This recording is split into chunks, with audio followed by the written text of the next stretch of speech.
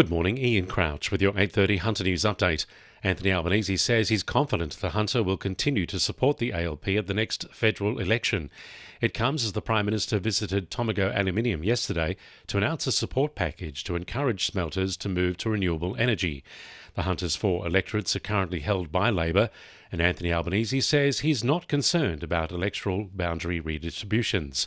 He says he's confident the Hunter will continue to back Labor's track record of supporting industry in the region. They are 4 outstanding members who support jobs, who support industry, who supported a tax cut for every worker here, who supported all the cost of living measures and support a future made here in Australia. Meanwhile, the Prime Minister has fired back after coalition members criticised the announcement of a renewable energy incentive in the Hunter.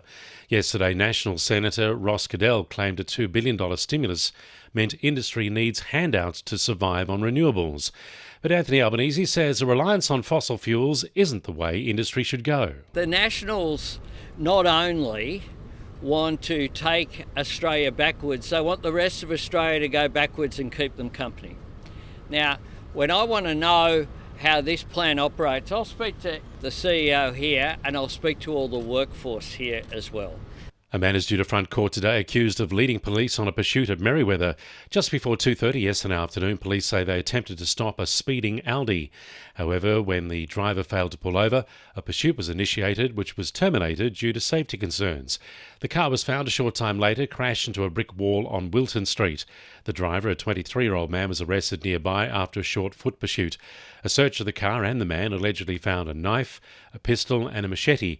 He's been refused bail to face Newcastle local court today, charged with police pursuit and weapons offences.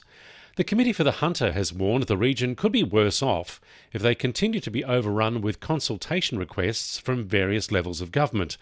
It comes as the Hunter is at the centre of policy for issues such as housing, energy and industry. CEO Alice Thompson says it's important their feedback is taken on board by governments so it can result in worthwhile change. What entities need to see is when we talk about consultation fatigue and how it's understood in government is that there's too many workshops or there's too much time spent on one thing or another. That's really not the issue. What we're wanting to see is that that advice actually does turn and be implemented into good policy. More than 2,500 patients have been treated at the Medicare Urgent Care Centre at Charlestown since it opened late last year. Around 65 patients are attending the clinic every day, the fastest take-up of any of the 78 Medicare centres across the country.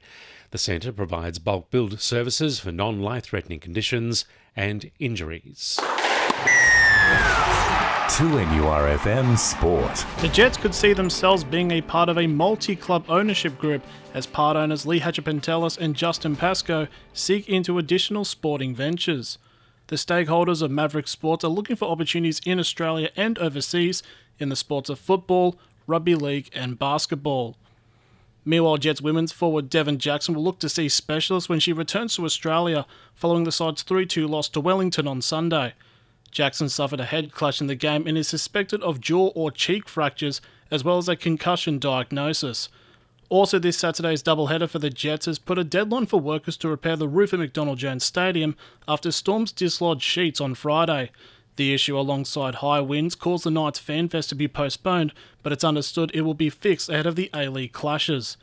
And Newcastle cricketer Jason Sanger could be named to return from injury for the Thunder's elimination final tomorrow against the Stars to replace touring opener Sam Constas. That's sport. I'm Jessie Dennett. And the winning numbers in Monday Lotto are 3, 8, 15, 29, 36 and 38, and the supplementaries are 42 and 44.